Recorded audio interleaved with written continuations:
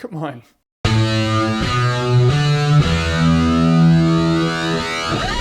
Unfinished business. At least it has kind of a badass title. It's like something a villain would say, like, we have unfinished business. Now it'll get him laughed out of the room, like, you mean like the shitty Vince Vaughn movie?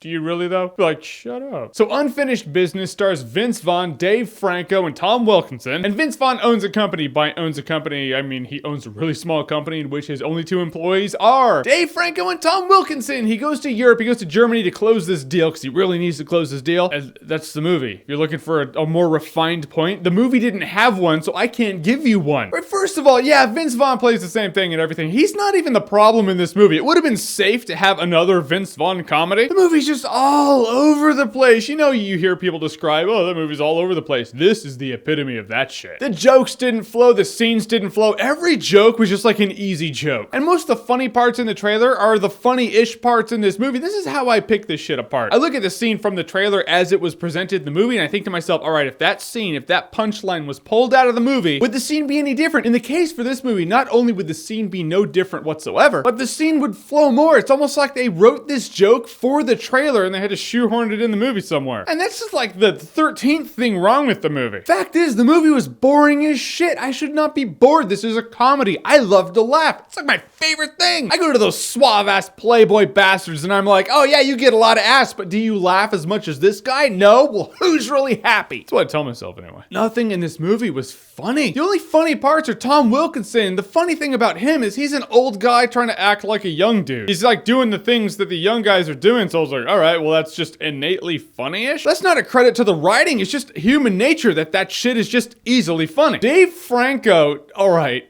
you know I love the guy. His character in this movie is the biggest idiot I think I've ever seen.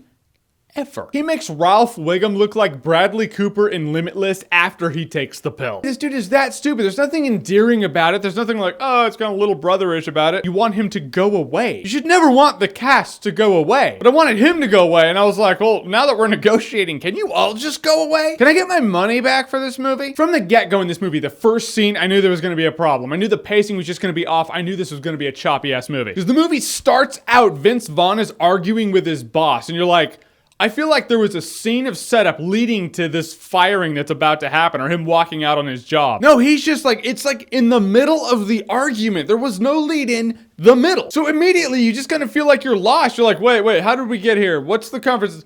All right. I guess I'll take your word for it. You feel like that person who came into the middle of 2 people arguing and then they turn to you and they're like, right? I mean, am I right? And you're like, I don't have enough information to assess that. That's how you feel, but it's the movie, so it just keeps going. You're like, no, you can't assess. You need to go with Vince Vaughn now. And then to fill you in and break down exactly what's gonna happen in the course of this movie, Vince Vaughn immediately does the voiceover that he did in the trailer to fill you in. Then it just doesn't stop. There's just mixed signals. It's like, all right, are you supposed to care about him and his job? Are you supposed to be there? These family problems Vince Vaughn's trying to deal with, his son's getting bullied. That's like the touching part of the movie, but it's so out of left field. You feel like that entire home dynamic wasn't in this movie and someone was like, you know, it needs a little more heart in this movie. Right in the fact that Vince Vaughn will have a son and then he's just dealing with him being bullied, and yeah, that's perfect. 90% of it takes place over Skype, so you feel like the 2 actors never actually saw each other until the end of the movie. You can film it separately and boom, you have a whole other arc. Yeah, before he left on his trip, there was a scene where he was talking with this kid that led into the whole bullying thing. Guys, Unfinished Business was a complete waste of money. Worse than that, it's a waste of time. I value my time. You should too. Don't see this movie. If you have passes, you're like, yeah, but it's free. No, that's an hour and a half. You're never gonna get back. You can do anything with that hour and a half. Life is short. Spend that hour and a half well. Because Unfinished Business is